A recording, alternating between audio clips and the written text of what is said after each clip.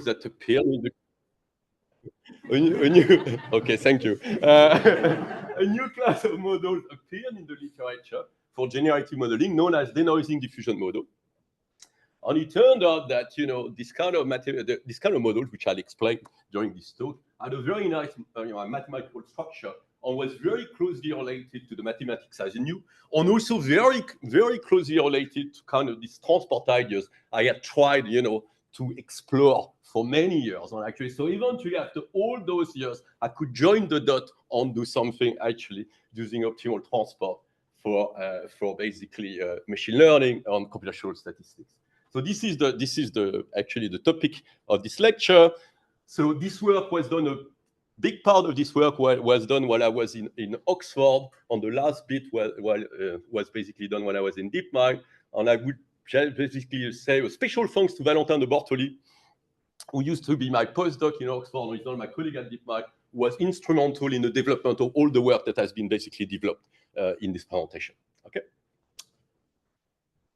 So first of all, I'm just going to introduce the kind of idea of generative modeling at a kind of very, very high level, or also the ideas of optimal transport. I'm going to try to see the sort of problem I'm interested in solving, actually. Okay, so what is generative modeling? Really, at a very, very high level, is you have samples from a data distribution. So think of it as a collection of images you've collected. And you want to generate new samples from this distribution. Okay, so for statisticians, you can think of it some kind of density estimation, but on steroids, basically, because they're trying to do that for very high dimensional data, basically. So that's one of the things, that's what you want to do. Really. Okay, and there's not a kind of more precise definition. If you look at the literature, I don't think anyone has really like a very, very clear definition of really what generative modeling is. Okay, so because it's a problem which is really key in machine learning, there's been a lot of methods that have been developed over the years to tackle this problem.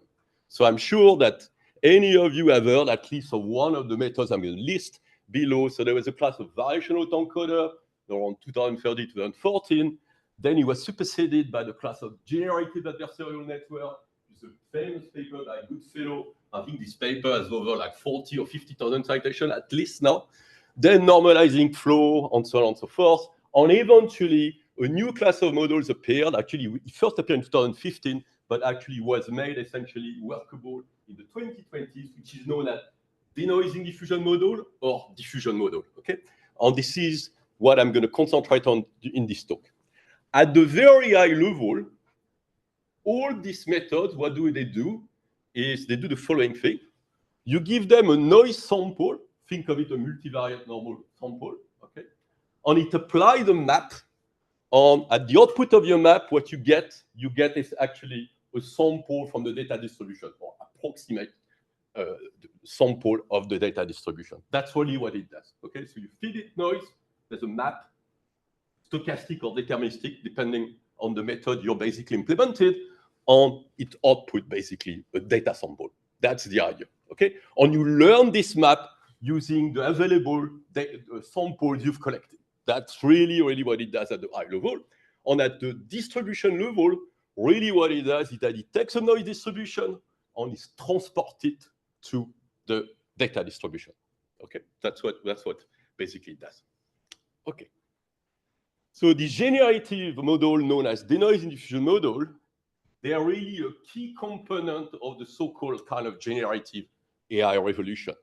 So if you look, all the kind of available, essentially API that are used for, image generation, video generation, music generation, are basically based on this kind of class of denoising diffusion model. But it's not only application; it's kind of generative media things, but it's also key for protein modeling. So, for example, the last version of AlphaFold is relying on denoising diffusion, and also the Rosetta Fold, a kind of software developed by David Baker, is also based on basically a diffusion model. David Baker being one of the recipients of the Nobel Prize of Chemistry this year, as well as with my colleagues from DeepMind Demis on John Jumper. Okay. Okay, so that's really kind of really remarkable. I should mention though, there's one domain where diffusion models haven't been really competitive yet, is discrete data. So there's still some work to do in this area. But for everything else, really, this kind of model are remarkable property. Okay, that's great. Okay, so that's generative modeling. Literally, you have noise sample, it outputs some kind of data sample with the transport map that has been learned using some kind of sophisticated techniques we will detail later. I'm not going to look at this problem. I'm going to look at the generalization of this problem, okay, which is known sometime in the literature either as transfer learning or unpaired data to data translation, okay? So what is it? So remember I told you, generative modeling, you can think that at a high level what it does is that it transports a noise distribution to a data distribution of interest. That's really what it does, okay? Now what I'm going to consider, the more general case. We have sample from two distributions. Let's call it the source and the target distribution, okay? And I want to learn a map that takes me from one distribution to the other, okay? So here I have a silly example, okay, where basically you assume that you have data that correspond to images from France, data that corresponds for images from Japan, and basically you want a map so that basically if you feed it an image from France, it outputs an image from Japan, okay? That would be an application. Obviously, we're going to do something much more interesting later on, but this is a kind of silly example. So this is really the kind of thing I'm thinking of. Obviously, it's a strict generalization of generative modeling, because before I had the noise distribution, here it can be another data distribution, in this case, the distribution of images from France, okay? So if basically this is the only thing it was doing, it would be useless. So if it is basically that, you know, you're only interested in generating images from Japan, you know, why do you bother feeding it images from France? Just put noise distribution. It's completely useless to do this, okay? So no, we're going to want to do something cleverer. So essentially what we want to do, we want essentially to have a mapping which not only takes me from, you know, my source distribution to the target distribution, but I want this kind of mapping to preserve alignment, okay? So alignment can be in terms of pixel space, or it can be in terms of semantic components, or in terms of label or latent space, okay? So in this case, for example, again, it's a bit of a silly illustration. If you were to feed it some image corresponding to Eiffel Tower, it will return something similar in Japan, which is the Tokyo Tower, okay? That's the kind of thing you would like to do. So not only you want to do a transport map, a map that takes you from source distribution to target distribution, but you want your sample to somehow look like each other. And I will define that mathematically a bit more precisely later on, okay? So people have worked on that as well in machine learning. And in particular, there's a very famous paper in the literature of machine learning, which is known as cycle gap. It was proposed in 2017 to do this. And there's been extension further in the literature. But what we discuss here is how can you basically adapt those powerful denoising diffusion model so as to solve actually this class of problem, okay? And in particular, the class of model we will discuss, we will work on, we will present is the class of like Schrödinger bridge type techniques, okay? Okay, so I give you, before moving on to describing really this class of methods, I just present a few applications of this kind of like unpaired data to data translation problems, which are relying on this kind of Schrödinger bridge technology or group, another group around the world have developed. So here, this is, for example, an application where you have access for radar imaging. So you have access to a bunch of images, which are SAR image. You have a bunch of optical images. You never have access to paired data. It's important. And you learn a mapping that takes you from SAR image to optical image, okay? Without any paired data, okay? So that's a kind of the type of application. You have an application also, well-known application is for speech enhancement. So you have a bunch, I give you a bunch of corrupted speech signals, okay? With all the corruption you could think of. And you have a bunch of clean speech signals. And what you want to do is learn a map so that if I give you a noisy, corrupted speech signal, it output a clean speech signal. And again, you never access to kind of joint, basically the joint distribution of noisy and clean data, okay, in the dataset. Okay, here this is a more standard transfer task problem, which I'm sure you've already seen images of that in the literature. So here we have images from adults, images from children, and you learn a map, which basically, if you feed it an image from an adult, it will return the corresponding image of a child. Okay, so you can do this, and you can do that with a lot of different transfer tasks. Okay, so people have been playing that with for quite a while. Okay, so now let's move to a bit more, kind of mathematical framework to understand how we're doing this.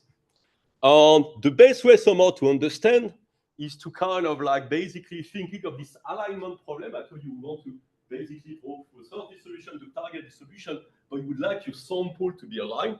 So the best way to kind of describe that mathematically is to use the tool of optimal transport. Okay, so I'm going to have a formalization of that. So I give you two distribution P0, P1 on the same space. Okay, so I formalize a bit. Now I call a transport map. It's a map so that if X0 is from P0, then X1, which is basically T of X0, is from P1. Okay, so that's it. That's the definition of transport map. I'm not telling you how to compute anything yet. That's just a definition. Okay, so I tell you what I'm interested in.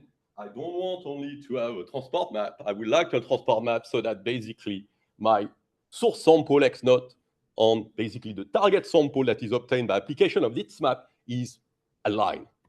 So what we're going to use as a measure of alignment is simple in this talk. Is going to be basically the expected square Euclidean distance. Okay, so I'm just saying, well, what the transport map, I like to basically look at the transport map. What is a transport map among all transport maps that minimize actually this quantity? So that essentially you have an alignment in terms of square Euclidean distance between your source sample and your target sample. Okay? And again, I'm going to call that T star. I don't tell you how to compute it, but basically that's what I like basically to come up with. Okay? So that's the aim of the game. So obviously so OT, this kind of optimal transport, people have looked a lot at this kind of like, obviously problem in the literature. We see it has attractive property for unpaired data translation on generative modeling. So whereas there's a lot of maths that has been built around OT, in terms when it comes to combinational techniques, where there are two things. So if you have basically two empirical distribution and sample, where the kind of contour-rich reformulation of transport, it can be solved, but it has a cost which is n cubed. Okay, and that's really not very practical for generative modeling. And n is of the order typically 1 million for the type of application I have, so you can forget about that. What has become very popular in machine learning when you try to solve this optimal transport between two empirical distributions is a kind of relaxation of the optimal transport problem, which is known as entropic optimal transport, that was popularized by my colleague Marco Cuturi, and that has cost n squared. And still n squared, I tell you, for what I want to do, it's not really good actually, because n is order of 1 million. It's too expensive, and on top of that, there are issues because really, what you want something that doesn't just basically define you a map between this kind of empirical distribution. You like something that is actually can interpolate between your data sample. Okay, so I'm not going to elaborate on that, but let's say that the standard computational optimal transport techniques that exist are not really suitable to the type of problem I want to solve. Okay, so that's kind of an issue.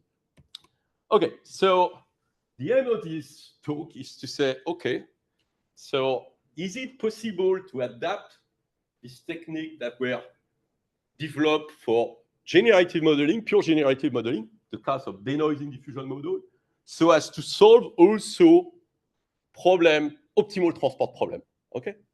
And more exactly, what we're going to solve is not really optimal transport, it's going to be a relaxation of optimal transport, which is kind of, think of it as a Schrödinger bridge. Okay, so we want the method that is applicable to high-dimensional data, okay, when you are in a rich data environment. So you have sample, you have millions of them, okay. Another important thing, that is very important from the engineering point of view, is you want those methods that can be obtained as some kind of fine-tuning of the existing type of diffusion model people are using. Okay, because people don't want you to come up with this new algorithm that is completely different in terms, algorithmic, steps compared to what they've been doing for years. That is now learning how to train this kind of denoising diffusion model for generative modeling. So you want something that is somewhat compatible with what they've been doing. Okay, so that's the aim of this talk.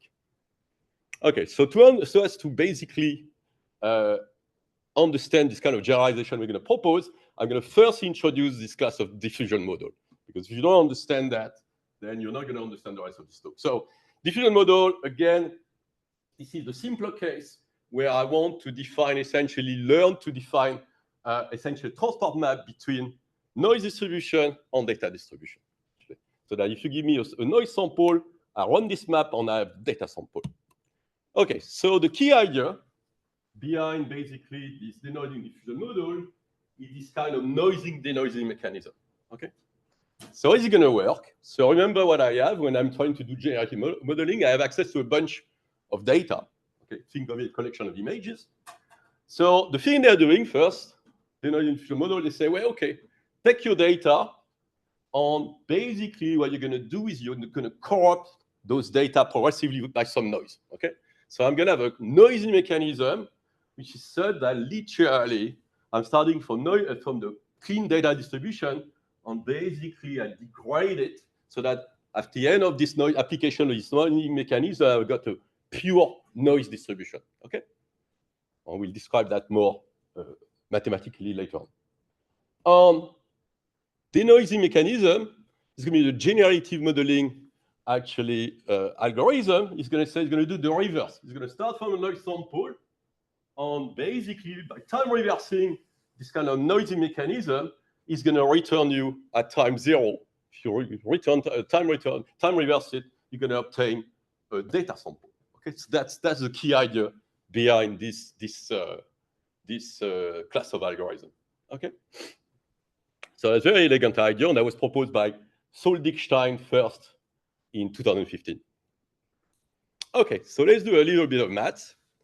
So what I want to do, so I'm going to introduce essentially this data distribution, which is basically available for some samples, and I want to basically transform it progressively into a noise distribution.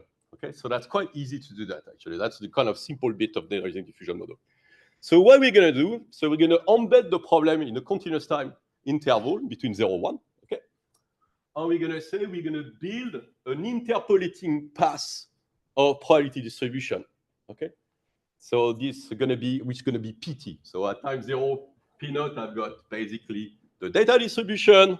At time 1, I'm going to have the noise distribution, and PT is going to smoothly interpolate between P0 and P1. Okay, so how do I define PT? I'm going to define it as follows. I'm going to say, okay, pick XT as a linear combination of a noise sample on, a data sample on a noise sample. And you pick alpha t that goes from 1 to 0, and sigma t that goes from 0 to 1. Okay, and I'm going to call PT the marginal distribution of this sample. Okay, but clearly by construction, if you do this, you're going to interpolate smoothly between noise distribution, or data distribution, or noise distribution. Okay, so that's what we like to do. Okay, and obviously what what this model implies is that the conditional distribution of xt given x0 is a normal distribution of mean alpha t x0 on variance sigma t square time identity. Okay, think of it each time we are very high dimensional, because here this is the dimension of an image and could be literally of order 100,000, 1 million. Okay, so very, very high dimension. Okay, so that's good. So this thing, what it does nothing but just defining a path of interpolating distribution between P0 and P1, that correspond to data distribution and noise distribution. But what I want to do, what I want to have is not having only this kind of interpolating sequence of distribution. I want to have a process I want to define a sequential process that is such that by construction, it has this distribution at time tpt. Okay? So what I've done here doesn't tell me it's just build a sequence of interpolating distribution, pt at time t, but it doesn't define some kind of dynamic for the noising process. So that's what we need to do. Okay? So that we're going to see is quite trivial. Okay, so what I'm going to say, okay. So what do I want? I want to define a process so that, say, if I know at time t, so I know that conditional distribution is going to be defined by this, okay? And I'd like to have a process which at time t plus delta is a small, time increment. I would like it to basically to also satisfy this expression, okay? Okay, so what do I say? Well, okay, how can I find a sequential process that basically satisfies those constraints? Well, we're going to put xt plus delta as a linear combination of xt plus some kind of Gaussian noise. Okay, that's what I'm saying. Now I'm telling you, well, you just need to try to identify ft and gt, the two actually unknown in my representation of xt plus delta as a function of xt, so that this constraint is verified. I mean, it's trivial because obviously everything is linear Gaussian, so you can find easily the equation that ft and gt must satisfy for these things to be verified. Okay. And now, if you take this time step delta that goes to 0, what you obtain? Well, you obtain actually a linear stochastic differential equation for xt. Okay. So think of it, for those of you who are not, I'm sure everybody knows what SD is in this audience, so I'm not going to elaborate, but basically it's nothing but a continuous time limit of this difference equation. Okay, and here obviously it's a Brownian motion. So really what we've done by doing that is this simple manipulation, which heavily relies on the fact that the conditional distribution of xt given x naught is Gaussian, because I'm moving to a noise distribution which is Gaussian at the end. Well, we came up with a noising mechanism, which is such that if I initialize x naught from a data sample, I know that the marginal distribution of this process at xt is going to correspond to the pt I had defined in the previous slide. Sorry. So that's really exactly what I wanted to do. Okay. You can have here the explicit expression of ft as a function of alpha and sigma, but that's kind of irrelevant. The point is we now have come up with a sequential noisy mechanism that does basically such that at time t is distributed according to pt, and that pt interpolates smoothly between data distribution and noise distribution. Okay, that's nice. So we've done one part of the job. So we have built a diffusion process. So if I start from my clean data sample, I obtain a noise sample at time 1, but that's not what I want to do. That's really what I like to do, is to essentially time reverse this transformation. So really the question I'm asking myself is, if I look at this process in the other direction, okay, what is actually the equation is satisfied? Okay. So it turned out that this is a well-known problem. People have looked at that for a long time. So it was looked at in the physics literature by Nelson in the mid-60s, and it was made more rigorous in probability in the 80s. What we know is that if you have a process that is a diffusion process forward, if you look at its time reversal, okay, that is something that would take me in this case from the noise distribution to the data distribution, well, it is satisfied also diffusion equation. And what is the expression of this diffusion equation? Well, this is the drift here. So this component is trivial, just a linear component in yt. And here there's like something is a bit annoying because we have the grad log pt, so this here at time 1 minus t, which is the so-called Stein score, okay? But pt is usually not tractable, okay? Because pt is the marginal distribution of the noise distribution, the data distribution has been corrupted. So this expression, we don't have access to it. So it doesn't seem we have made much progress, because indeed we can write the time reversal of this transfer of the noising process, this denoising process that takes me from noise to data, but it relies on this actually intractable quantity, okay, this score. Okay, so that seems that it's we haven't made that much progress practically, okay. And when I work on these kind of things in 2019, I was stuck here. Okay, I was like, okay, we have this time reversal, very good, but don't know what to do with it. Well, it turned out that some people are cleverer than me, and they know that basically this core term, this core expression, where it satisfies the so-called 3D identity, which is actually quite trivial to verify. We know that essentially the score at time t is nothing but proportional to the conditional expectation of x dot clean data given its corrupted version at time t minus xt that is known over sigma t squared. Okay, so basically this intractable score is proportional to this conditional expectation here minus of a term I know. So it seems okay, we haven't made much progress because there's still this conditional expectation and I have access to it.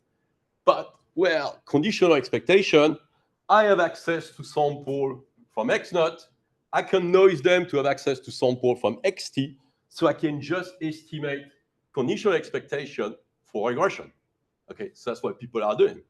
They say, well, it's trivial to estimate that, and typically as a regression function, you're going to use like a flexible neural network. This has a huge impact on practice. I'm not going to discuss that, but that is basically the key.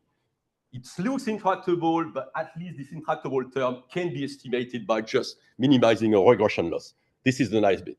So this is essentially all the this kind of denoising diffusion model that have been proposed for speech, audio, video are all based on this type of idea.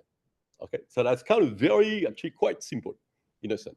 You have a noisy mechanism that is defined by the linear SD, you time reverse it, it's intractable because there are some score, but the score can be estimated by just minimizing a regression loss.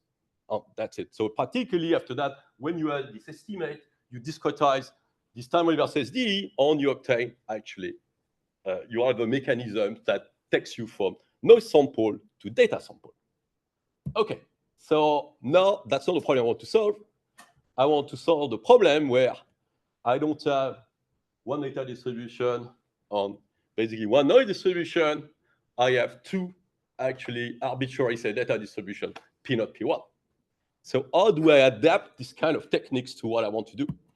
Okay, so the question is, how do we extend this kind of construction? So remember that we are starting, we were saying when we were having the scenario where we had like data on noise, I was determining, I was basically defining an intermediate path of probability distribution PT by this kind of marginal distribution of this transformation, where alpha t, remember, goes from 1 to 0, and sigma t goes from 0 to 1. How do you extend that from arbitrary P0 on P1? Well, that's trivial. Huh? Okay, you just replace x0 by a sample from P0, x1 by a sample from P1, and you're done, actually. So that's trivial. Okay, so that's the easy bit. Now, the key thing we are using is say we have defined now this kind of intermediate path of probability distribution, but we want to define a diffusion process, Markov process, diffusion process, which is such that at time t, it has marginal distribution PT. On the way I was doing it, when I was basically having P1 that corresponds to a noise distribution, I was exploiting really the fact that this noise distribution is Gaussian, so I could come up with a very simple algebra so as to define the linear SD. Okay, so it heavily relies on the fact that P1 was a multivariate Gaussian. Can you extend that to arbitrary path of distribution? We see some kind of magic in a sense, and I will discuss that later on, which is not due to us, is all result that people in maths know very well, which is known sometime in the literature as Markovian projection.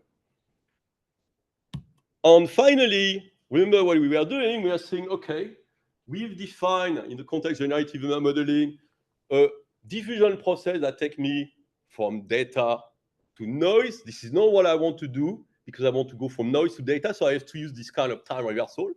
Okay. Well, if you can do those two things here, do you need to do any time reversal? And my point is no.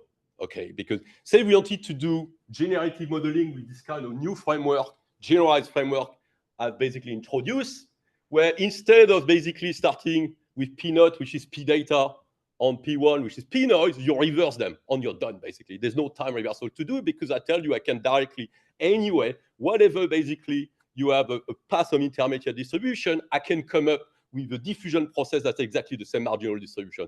So instead of going from directly data to noise, just go from noise to data, and that's it. It's trivial, okay? So I don't need any more of this kind of time reversal. No need to bother about that anymore. Okay, so let's put that in practice.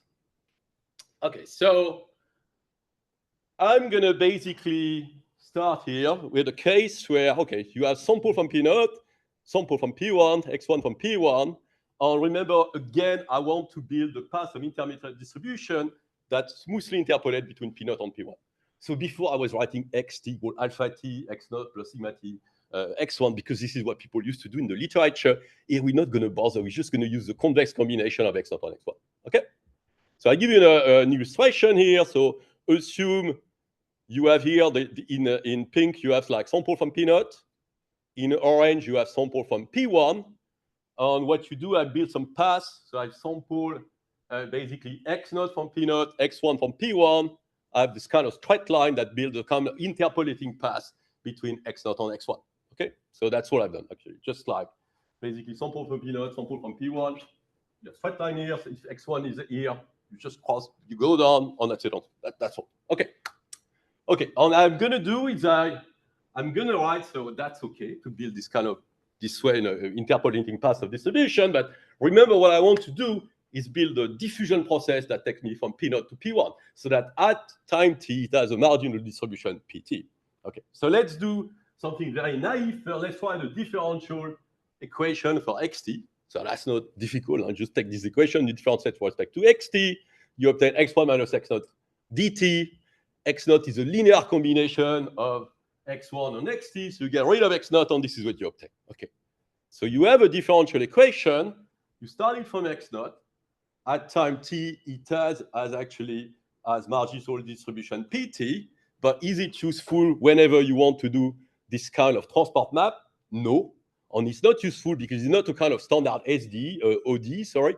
It depends on the endpoint. So to have to run this ODE, you would have basically to sample from, you first sample from P0, you sample from P1, and basically you build your ODE. So it's useless. What you want to do is just being able to sample from P0, run your ODE, and have obtained a sample from P1. Okay, so that thing doesn't look very useful for the timing, but we see that actually by just a simple fix, we can make it really useful.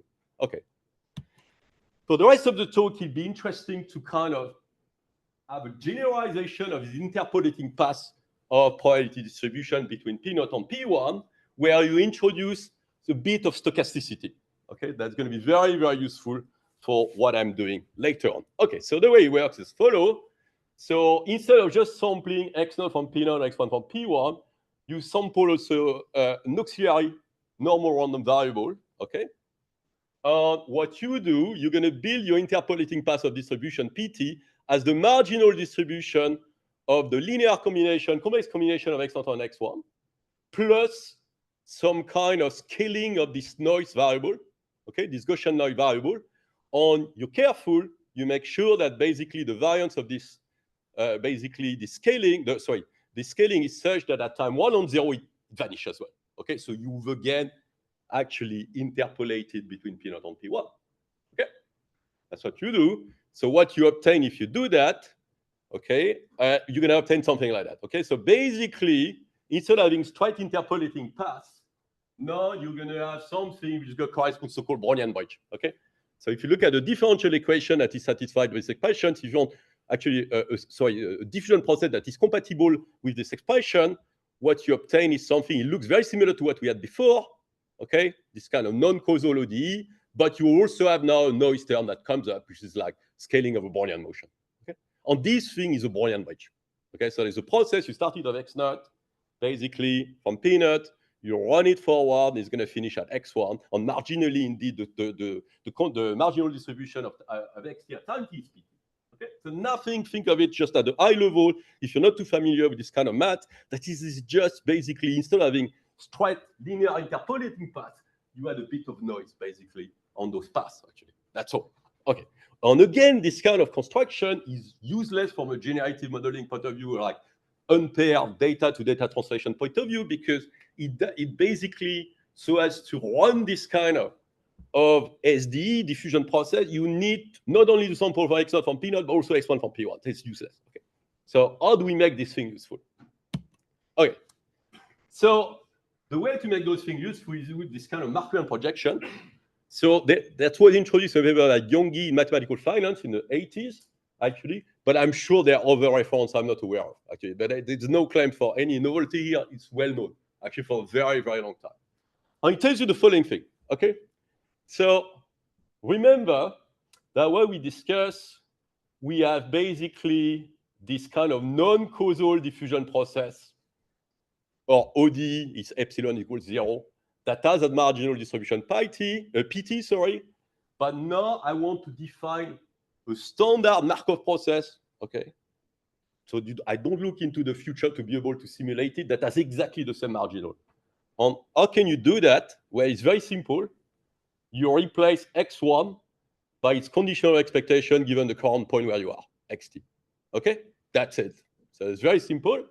But, so, okay, that's not tractable, but it's a conditional expectation. So if you have a conditional expectation, again, you have sample from xt, you have sample from x1. So the only thing you need to do is you need to minimize some kind of regression loss. Okay, so that's not difficult, actually. Okay, so that's cool. And it's a very nice result, actually, because it's very, very simple. So what we've done, if you look really at the high level, what we've done is quite nice. The sense is that we say, I've got two distribution P0, P1. I can build some kind of interpolating path using either some kind of simple linear interpolant or just having some kind of Boolean bridge. Okay. Essentially, just by using this kind of modification of modification of the dynamic representation of this bridge, where I obtain now a diffusion process that takes me from P0 or P1. Okay, it's quite remarkable, actually. Okay.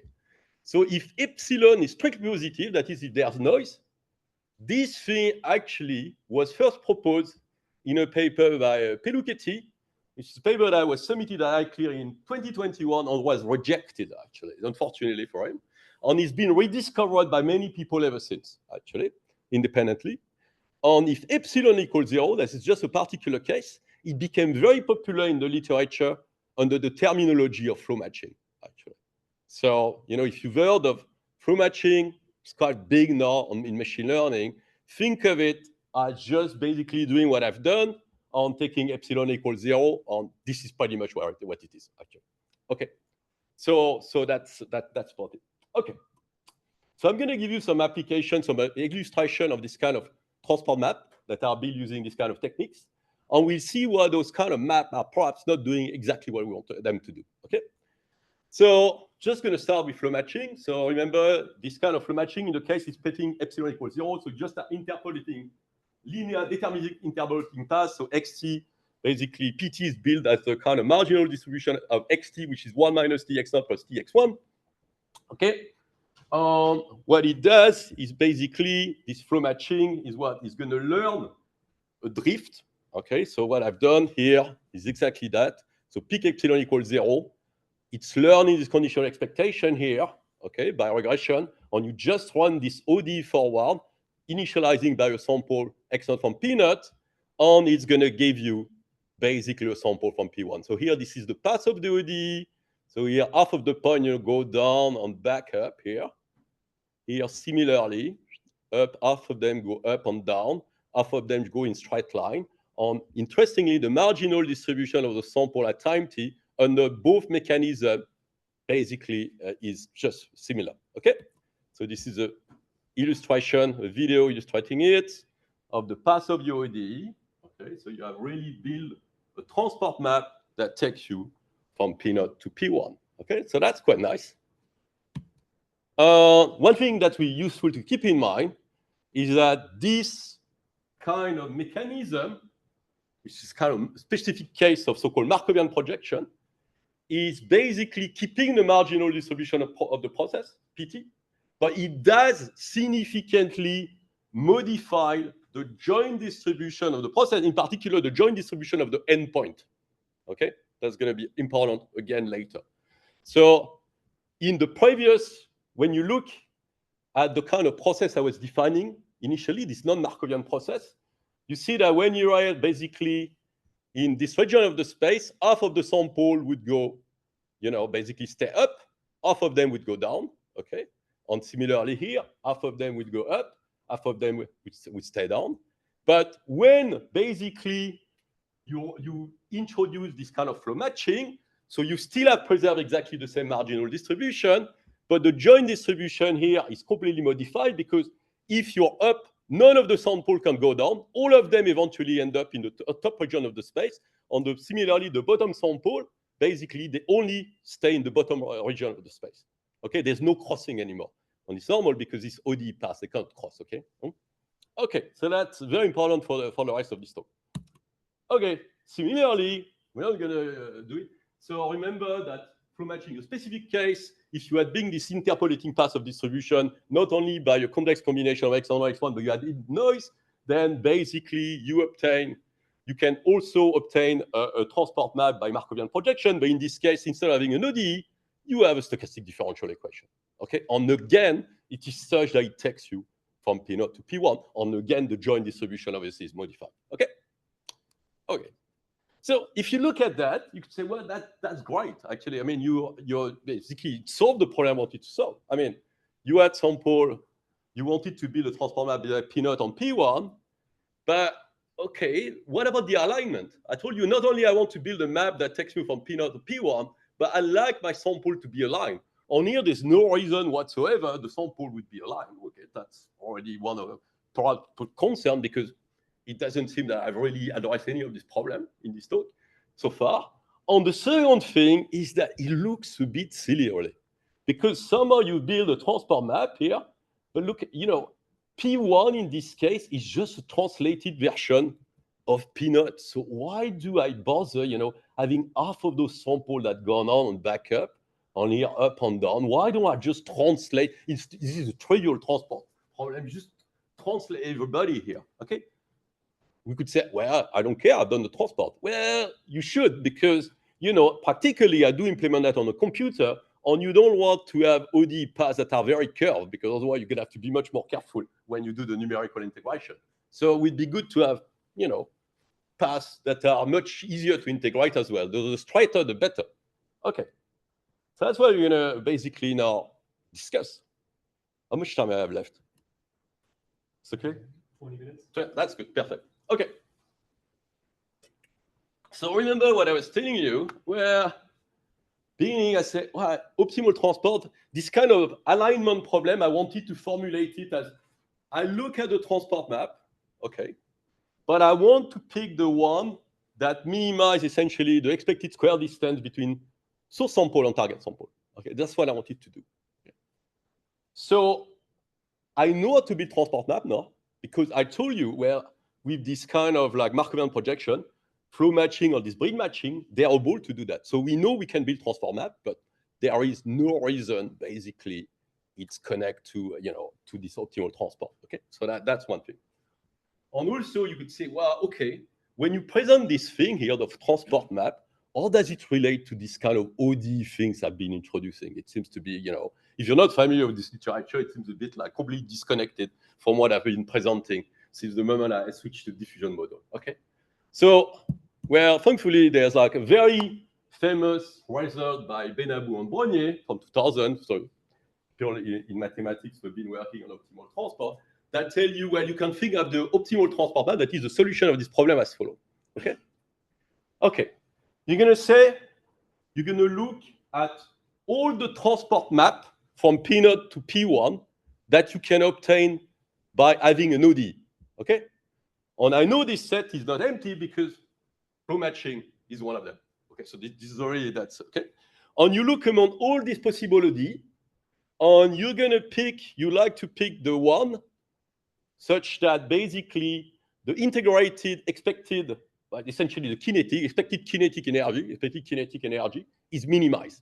Okay, so you look among all these transport map, you look at all this ODE, and you pick the one whose drift is such that it minimizes this quantity, this average, actually, this integrated average kinetic energy. Okay?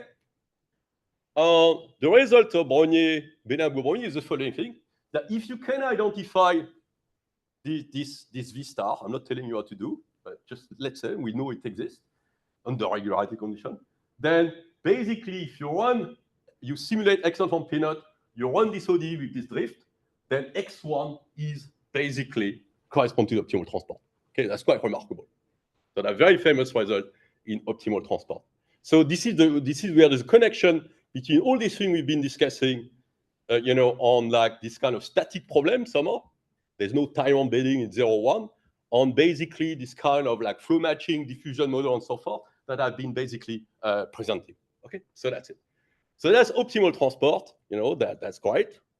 What would the kind of optimal transport do if he was basically trying to solve the problem I had between P0 and P1? Well, he does what I wanted to do. Actually, that's literally, he just goes try to translate directly all my sample from P0 to the sample from P1, and he actually, by construction, minimize, obviously, optimize the alignment. Okay? And one great thing about optimal transport, even a more general, problem, is that it provides thread paths. So if you could compute that, well, it will integrate numerically, be much easier. So even if you don't care about, this kind of unpaired image, unpaired data to data translation, even for generative modeling, it could be good potentially to have that, because, it would provide you thread paths, so much easier to approximate numerically. Okay, and again, by construction, it's optimal alignment. So you would have basically, you prevent having, having a source and target sample that are completely different from each other. Okay, that's good, but I don't know how to solve that. That's a problem. So that's a bit problematic. But I can solve a closely related problem. The closely related problem you're going to solve is the Schrödinger bridge problem. Okay, so this time, instead of looking at all the transport map that are obtained between P0 and P1 by an ordinary differential equation, now I'm going to consider the case where I have a stochastic differential equation where my Brownian motion is scaled by root epsilon. Okay? And I look again at basically identifying the drift, which has minimum integrated average kinetic energy. Okay, I call it V star. Okay. So again, by construction, because V star anyway is in the class of transport map, I know that if I start from P0, I run this SD, I'm going to have a sample from X1 from P1. And actually, the joint distribution of X0 and X1 solve this kind of entropic regularized version of optimal transport that was popularized in machine learning by Marco Cuturi. Okay, so that's like the close connection between what had been done before also in this literature. Okay, why do I want to solve this problem instead of the kind of optimal transport? Is because there's actually a lot of theory for Schrödinger bridge that have been developed over the past, now almost 90 years that I can leverage to come up with practical algorithm. Okay. So before moving that, I will notice something which is important, and that allows me to introduce a definition. So remember that basically I told you that the optimal transport, basically that I between any two distribution, it provides you straight paths. Okay? For any distribution P0, P1 under regularity condition, basically you just flow direct like in straight paths. It's quite nice. Okay? For Schrödinger bridge, it's a little bit different. Instead of having straight paths, if you look at two samples, you look at the joint. So you have your SD that flow from the sample X0. If you start X0 from P0, you run it, it's going to sample X1 from P1. On the conditional distribution of the path given the endpoint, it's not a straight line. It's not deterministic as an optimal transport. It's a Brownian bridge. Little bit of noise in between. That's it. And we call process like that, such that basically it's specific. So I've specified like it's restricted to the problem I'm looking at. But what I'm going to call is a process which is such that conditional upon its endpoint, it satisfies the Brownian bridge. I'm going to call that a reciprocal process.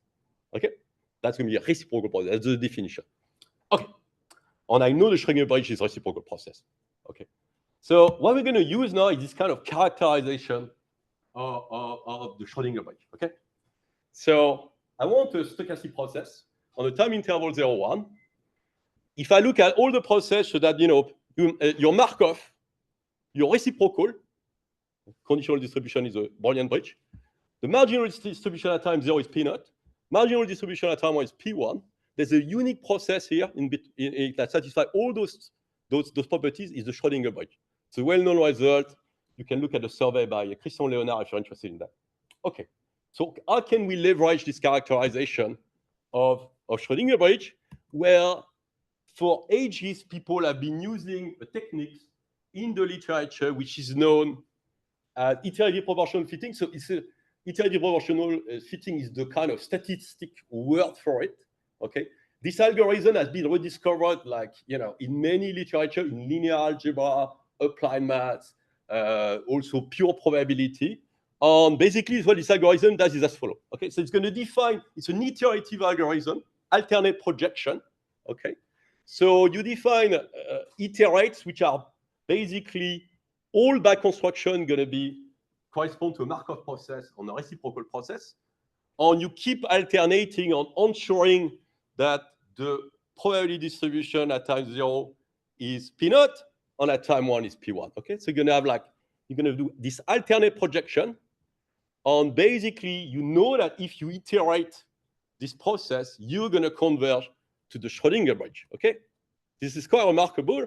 And the first actually rigorous proof of that is by Robert Forte in 1940, who happened to be my great academic grandfather. I check on MathCnet. I'm very impressed by that, actually. Pure probability. It would be a shame about what I do. It's much more applied. Okay, never mind. Okay, so I'm not going to elaborate too much on this algorithm or the detail but basically what it does. So when you implement this kind of ideas using diffusion process, what you do is essentially you are going to have an algorithm. When you start from P naught, you're going to run a diffusion forward, okay? And what you're going to do is when you are at time 1, you time reverse this diffusion, time of this drift, and you initialize it from P1 instead. And you keep basically, so you have now a time reverse diffusion that starts from P1, you're running it till time 0, it's this marginal distribution, it's not P naught. So you start from P naught, you time reverse it, and you basically iterate those things. So this is basically the topic of a paper we published in 2021. There was a group in Cambridge who came up with actually surprisingly exactly the same idea at the time. But basically, this is the type of idea we have. So here, this were a very basic result we obtained at the time. That was during COVID on University of Oxford. Stats compute, very limited. But it was already quite an achievement. So we could do this kind of actually transfer task between here, this is 2 empirical distribution, P naught and P1. And we had basically also between EM-NIST and M-NIST and so on and so forth. I'm going to have much more impressive result later on, but that's this kind of idea. Okay, so this kind of algorithm is nice. On somehow, it's a kind of diffusion type of implementation of a very common algorithm in the literature. It's also not great in the sense the kind of accumulation of errors over iteration. So indeed, theoretically, it would converge, but obviously, when we implement this algorithm, we make approximation, and basically, it seems that the error here it's not stable over iteration. We don't have uniform convergence result in time, so this is not super stable. So it works well for 10 iterations, and then you see errors start accumulating. It's not very satisfactory. So we look at another algorithm, which basically we call iterative Markovian fitting, okay, which was actually so it was introduced by my research group and also independently by Pelluchetti, the same guy who had come up with this Markovian projection in the context of diffusion model in 2021. It's using, again, this kind of characterization of the Schrödinger bridge as the only pass measure that has marginal distribution times 0, P naught, P1, is Markov and is reciprocal, okay? But instead of projecting on basically keeping iterates which satisfy those 2 quantities on alternating between actually answering the condition of endpoint, now we do something different. We're going to basically consider an algorithm, also an alternate projection algorithm, where all the iterates are going to, by construction, satisfy basically that their marginal distribution at 0 is P naught and P1. But basically, I'm going to alternate between actually Markovian projection and what I call reciprocal projection, okay? And we do that, and you can prove that this algorithm converges to the Schrödinger bridge, okay? Again, if there's no error in the way you do the alternate projection, but this algorithm converges toward the Schrödinger bridge. It is much harder to get convergence right for this algorithm compared to IPF. So IPF is a huge literature on that, where people have been able to obtain actually quite neat convergence result or quantitative convergence result. for this algorithm, it's really complicated, even in the Gaussian case, actually. So it's really tricky. So we don't know much about it. It works well empirically, which is good when you're doing machine learning, but it's a bit, there's a lot of more work to do. Okay. So for those of you who are very familiar with the generative modeling literature, it's related to some kind of noisy version of rectified flow by Kyung Liu. Okay. So how does it work? So again, I want to build this kind of transport map between P0 and P1. And basically, I want an algorithm that converges to the Schrödinger bridge. So I'm going to start with, remember I was starting at my sample here from P0, my sample from P1. And what I do, I sample X0 from P0, X1 from P1, and I build a Brownian bridge in between. Okay? By construction, this is a reciprocal process. Because reciprocal process is a process so that conditional upon the endpoint, you have a Brownian bridge in between. Okay? So that's the reciprocal process. And remember what I'm telling you, what the algorithm does, this kind of iterative Markovian fitting is going to do, when you have a reciprocal process, you project it on the class of Markov measure, and then when you're going to have a Markov process, you're going to project it on the class of reciprocal measure, and you're going to iterate. So Markovian projection is exactly what we already described. Okay, so what you do, this is, remember, this kind of non-causal SD I was having. Okay, I'm not happy with that. It's not a Markov process. I want a Markov process, and basically what I need is I just need to learn the conditional expectation of the endpoint given the current state for regression. And basically, that gives me a Markov process that has the same marginal, and that's going to call Markovian projection. Okay, that's the easy bit. Now, I want this algorithm. Again, this algorithm not solving this kind of process, is not solving the Schrödinger bridge. So what I do, this is just bridge matching. This is what people have been doing for a while. Now I say, okay, I want to do this reciprocal projection. So I want to go back, get back to a process that is reciprocal. So what do I do? Okay, so what you do, you have this SD that takes you from P0 and P1, okay? So you sample plenty of paths according to it, which is not cheap. That's a trick. Compared to standard diffusion model, that's a price to pay. Because you have to simulate this nonlinear SD, okay? Because now this thing is like, make it nonlinear. So you have to simulate this nonlinear SD. You simulate many, many paths. And remember what I told you, when you do this Markovian projection, the joint distribution of the endpoint that is implied by this sampling is different. Okay, it's not like what you before. If you had started from, independent sample from P0 and P1, you had done basically this Markovian projection. The joint distribution of X0 and X1 after this Markovian projection is not, basically, they are not independent anymore. They're modified, okay?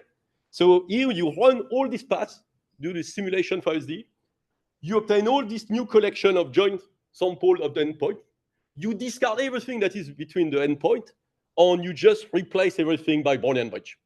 So this is really it, okay? So really just simulate forward, just keep the endpoint of your DSD, and replace the path you simulated by just Brownian bridge. This is reciprocal projection. No neural net involved at least here, okay? But there's an expensive simulation step. Okay, you do that, and you iterate. And this thing does converge to Schrödinger bridge. Okay, so that's actually quite nice. Okay, so I give you an application of that to climate models. This is for downscaling. Okay, so I mean, I'm not a specialist of that at all. So, but basically, people are interested that they were simulating this kind of supersaturation of vorticity fields, and they have access to low resolution data and high resolution data.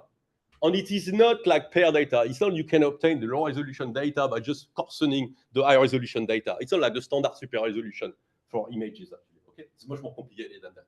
Okay, so this is there's a quote in their paper that for this kind of downscaling task, really you don't have actually pair data sets. This is you have to really think of having a bunch of high resolution, bunch of low resolution. Okay, and what we want to do now is obviously, given those data, we want to learn a kind of map that takes me from low resolution to high resolution, okay? And that actually optimize for alignment between the source and target sample, okay? So it's just an application here. The low resolution sample, you learn your Schrödinger bridge, and it just gives you actually higher resolution sample. And you can see that compared to the existing method, it's actually better in terms of alignment in particular, okay? So you could do people in their paper that developed actually a different type of diffusion ideas so as to achieve to solve this problem, but obviously it doesn't solve for alignment, which is clearly what they're interested in their case. This is what they claim in our paper. But basically, here you can use basically by construction, you optimize for alignment. Okay? Okay, that's nice, but that's not very satisfactory when you talk to people who have to implement this type of things. Because really, when you run this kind of algorithm, this kind of iterative Markovian fitting, you end up having like this Markovian projection you need to do. Each time you have to learn expectation of x1 given xt. And basically, it requires pretty much training a new model. Okay, so you can say obviously you can fine tune what you've obtained before, but this is really not quite satisfactory. And you don't want to have an algorithm which is like you do this kind of like Markovian projection for God knows how many iteration, and then you change after I say 10,000 iteration, or you do this kind of reciprocal projection. It's just to be a mess. So wouldn't it be possible to have some kind of one single loop algorithm that has everything in one go? So it turned out it can be. So instead of projecting, basically having this kind of iterative Markovian fitting, you start for reciprocal measure, you Markov projection, and then you do reciprocal projection, you alternate. We have this kind of alpha iterative Markovian fitting, which does some kind of incremental update. Okay, so it's not like the full kind of alternate projection. Essentially, this is defined as follow. I'll spare you the detail, okay? But this algorithm, obviously for alpha equals 0, you retrieve exactly what 0. You retrieve what we had done, okay, before. But basically, you can run it for any alpha between 0 and 1, and it does actually converge again to the Schrödinger bridge. And what is important from a practical point of view is that it admits an algorithmic actually interpretation which corresponds to simply starting from this kind of like you have your initial process, the reciprocal process that you obtain by sampling P0 for x1 from P0, x1 from P1 doing Brownian bridge. You do reciprocal Markovian projection that gives you this actually bridge matching. And from there on, you just do some kind of fine tuning of the drift or the diffusion process. And basically, you can show it does converge to the Schrödinger bridge. Again, this is, you know, if the model is like rich enough, flexible enough, and so on, so forth. Okay. I just finished this kind of standard like transfer learning type application where you have a bunch of, you know, cat on a bunch of wild animal, and you just basically learn to do this kind of map between actually cat and wild or reverse wild and cat, actually. Okay. Okay, so there's a lot of work that has been done in the literature on this type of problem, a lot of extension, actually. So first of all, our things build on this kind of bridge flow matching, in particular on rectified flow. If you look at the literature for people trying to do this kind of unpaired data-to-data translation, people claim, oh, do you really need to do this kind of like alternate projection? It's very expensive. Couldn't you do like some what they call simulation-free methods, which would do some kind of like, you know, thin corner optimal transport between your two initial empirical distribution and use a bridge matching thing? This kind of thing works in no dimension. In high dimension, unfortunately, the size of the batch you will have to use for the Bini-Batch-OT is huge. So basically, in our experience, it really doesn't work, actually. You can extend that to multi-marginal. So instead of having like really, you fix two distribution, P0, P1, you can have fixed like, you know, 10 of them, and it's quite useful. The extension to general cost function, here I've just considered some kind of alignment where basically alignment is defined of L2. It's quite difficult to extend that to more general cost. Eventually, they also decided that I started actually getting this kind of whole Schrödinger bridge kind of like literature because I was interested not to do generative modeling or unpaired data-to-data translation, but personally because I was interested to solve this kind of, you know, Monte Carlo sampling. You give me, you know, an energy function. I want to sample from the corresponding, you know, Gibbs distribution, where you can adapt those techniques to that, but it's not so nice. Actually, I have to say this is like actually something that, you know, although theoretically you can apply some of those ideas, it remains actually very open problem, in my opinion. Okay, so just to conclude, this kind of Schrödinger bridge type algorithm, it allows you to essentially approximate entropic optimal transport for really high dimensional data in a, you know, when you are in a rich data environment, you have huge amount of data. So the one thing is nice, I think, is like, you know, this is I didn't only discuss it very briefly at the end, but you can really obtain this kind of map by fine tuning, like either, you know, kind of brain matching or flow matching type models. So that's quite nice. It's applicable really to a lot of unpaired data to data translation problem. There's a lot of problem, actually, open theoretical question on methodological question, in particular the big one being, what to do beyond L2. So yeah, that's it. If you're interested in this type of, problem literatures, so this is my collaborators, sorry, apologize. So most of them being actually either in Oxford with me or now at DeepMind, or basically in Oxford or DeepMind. If you're interested in this kind of topic, this is the papers we publish on this problem. But there's a lot actually of big literature around this subject. Why not? Thank you.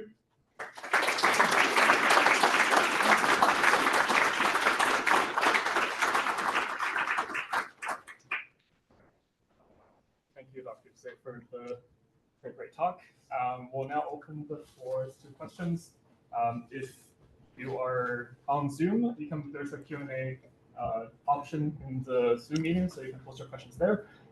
If you're here in the room, we have this catch box, so you can speak to it so that everyone online can also hear questions. Yeah. Oh.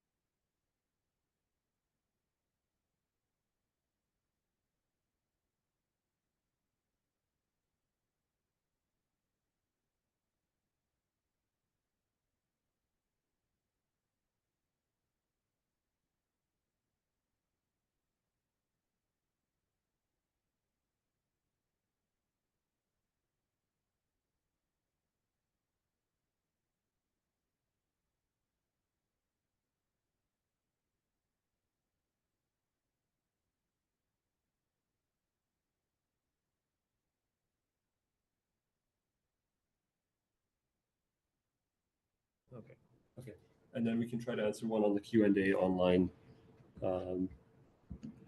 Okay. I guess, oops. Whichever one, I guess. Maybe we only have So time for this question. one, x1 minus x0, I just use, okay, so hopefully there's no slide, no typo. I'm not going to switch back to the slide.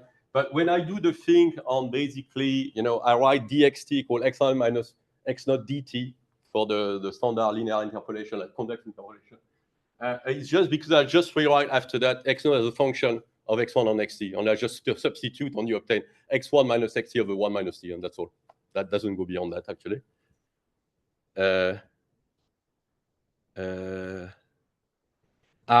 The biggest challenge moving that for Monte Carlo. Now, the biggest challenge is in Monte Carlo. It's a much harder problem in Monte Carlo, actually, because in generative modeling, somehow I would say it's a kind of interpolation, extrapolation problem. Essentially, you have a bunch of data already. You know where the action takes place. But when you do Monte Carlo, basically, you don't know really where the mass of the probability distribution is. Okay, that's the main problem. And in particular, when you try to do all this kind of idea of like obtaining the conditional expectation of x1 given xt, or if you're thinking in terms of denoising diffusion model, or to use this kind of denoising score matching identity to learn the score, you cannot, because you don't have access to sample from the target. So it's a much, much more complicated problem. You can write laws, but typically it's going to involve like the reverse scale or some kind of proxy, like, there's a log variance, a variance of the log, or many, many things have been proposed, but it's still all kind of susceptible to this kind of mode dropping. And the reason is because you don't have access to sample of the target to start with. So it's a much, much more complicated problem. And I think, somehow nothing will really resolve that. It's a kind of like intrinsic problem of Monte Carlo method. So that's why for people who are specialized in Monte Carlo, believe me, you're not out of business yet. And actually, I think where you can gain is kind of more coupling these kind of ideas to Monte Carlo, standard Monte Carlo methods, whether it's parallel tampering of SMC, but it's not for the timing. We are not yet at where this kind of method in the Monte Carlo context are not in generative modeling. In the Monte Carlo context are really competitive, actually. And I would refer you to a recent paper from Francisco Vargas, who's the one who's worked with me on this kind of diffusion idea for Monte Carlo methods, where I think he has this paper he showed where, we try to compare very carefully all these techniques to parallel tampering, and parallel tampering still does the best. So actually, it's okay. I know there's a lot of parallel tampering experts in this room.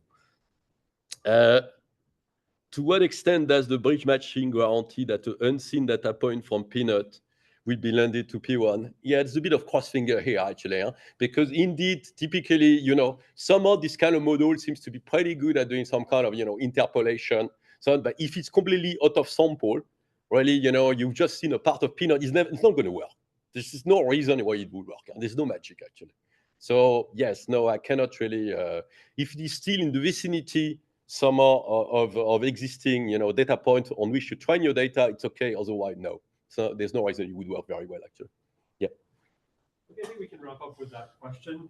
And I'll just make a comment that there will be also opportunities to interact with the speaker for the rest of the day.